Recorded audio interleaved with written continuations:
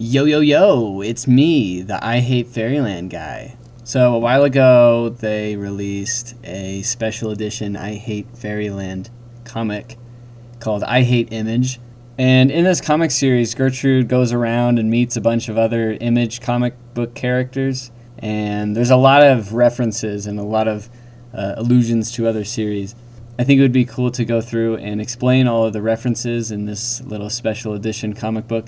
I would like to say, first of all, that there are a few things that I don't know. There's no wiki page that I found that hosts all of the different references, so I had to do all this research myself, and there were a few things that I could not find. So if you know the origin of some of these things that I don't know, please let me know in the comments. I would really like to know. So here we go. Starting off on the cover here, we see Gertrude holding Spawn's cape, which you can see him at the bottom there. We see Mark Grayson from Invincible. We see the Dragon from Savage Dragon.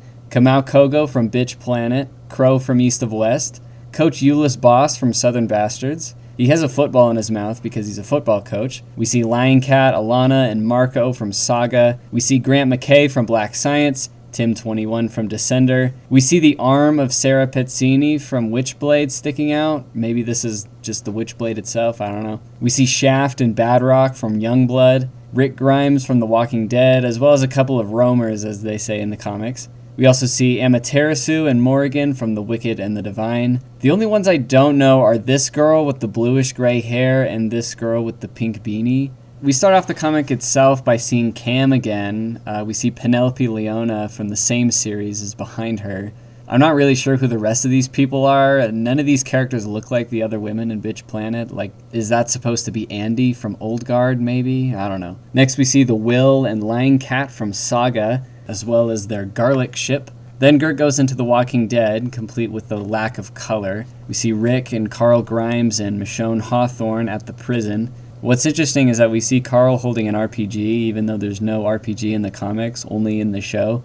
And when they're driving in Dale's camper van, one of the zombies has an Image shirt on. Next, Gert goes to East of West. We see the White Tower with Death, Wolf, and Crow in the back there. We see Gert riding on what she calls a flashlight horse. Next is Grant McKay from Black Science. Immediately after that, we see what Cam calls an Ellis tree, referring to the trees from Trees, written by Warren Ellis. Next is Southern Bastards with Coach Boss and his restaurant, Boss Barbecue. It's most likely Jason Aaron and Jason Latour next to him. These are the writer and artist, respectively, for this series. I'm not sure why it's not Esau on his side here. I would have really liked to see him get killed by Gert. Next is Paper Girls with Aaron, Tiffany, Mackenzie, and KJ. I guess they help Gert get her hands on Earthling J.J. Cattingsworth III from Catmaster Joe from the series King City. The next panel has a bunch of cameos. We see Tim21 and his little robot companion Bandit from Descender, Prince Robot IV from Saga, Domino Swift from Motor Crush, Invincible again, Shadowhawk probably, Hip Flask from Elephant Men, Rathrak from Rumble, and I don't know who these two people are.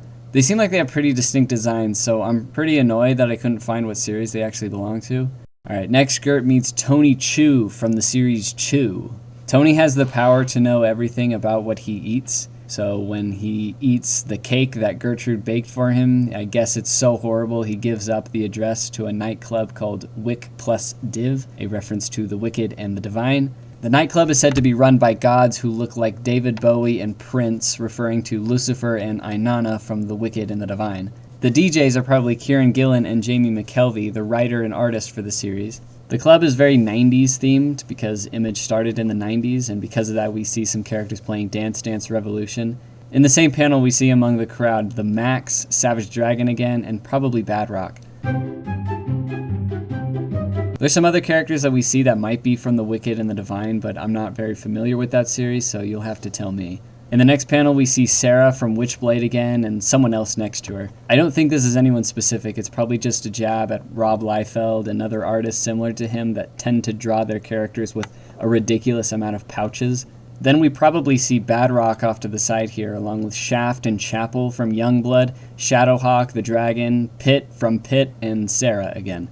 Then we get this big splash page with Gert killing Cassie Hack from Hackslash. From Savage Dragon, we got the dragon himself with Super Patriot, Wolfman from Invincible, the stock from Saga, even though Scotty decided to draw her with arms for some reason, Jackie Estacado from The Darkness, Shaft, Shadowhawk, Badrock, Prophet from Prophet, Marco from Saga, Betty from Rat Queens, and maybe Dee is next to her, but she doesn't have the little white dots on her face, and that's a pretty distinct character design of hers, so.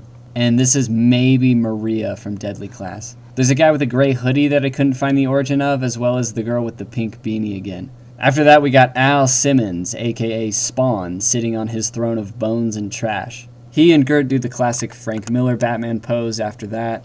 Then she blasts her way through a bunch of generic guards. I don't think these are from anything. And she uses Earthling to unlock the door and find the partners, the board of directors at Image Comics. In this room full of money, we see Eric Larson, creator of Savage Dragon, Todd McFarlane, creator of Spawn. I'm Todd McFarlane, and I created Spawn. He's holding a Spawn and Violator toy, referencing McFarlane Toys, of course. We see Robert Kirkman, writer of The Walking Dead and Invincible, Jim Valentino, creator of Shadowhawk, Mark Silvestri, creator of Witchblade and The Darkness. He's wearing a Top Cow shirt since he founded Top Cow.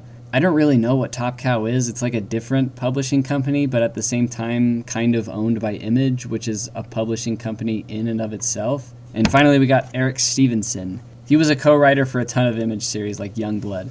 Gert kills all those guys, and we get an epilogue where we see Scotty Young getting contacted by a bunch of other Image guys after the release of this very comic. I think this is part of the re-release that he's talking about in the comic itself, since everyone in this epilogue is asking to be a part of the re-release. It's very meta.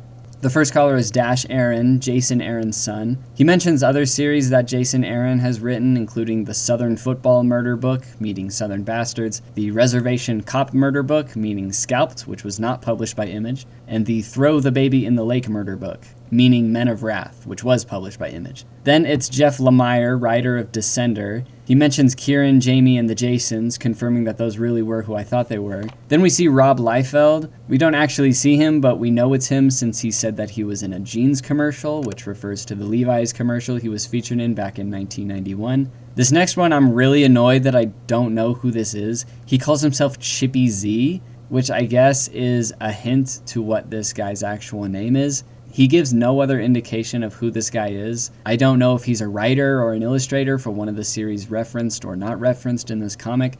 Scotty really didn't give me much to work with when it comes to the researchability of this cameo, so if you have any ideas, I'd love to hear them. It ends with Robert Kirkman calling because I guess he forgot that a pretty significant amount of time is dedicated to his characters, on top of being sliced in half himself, and that's pretty much it. I'm sure I missed a lot of things apart from the ones that I didn't know. If you do know what they are, let me know in the comments below, and subscribe or die.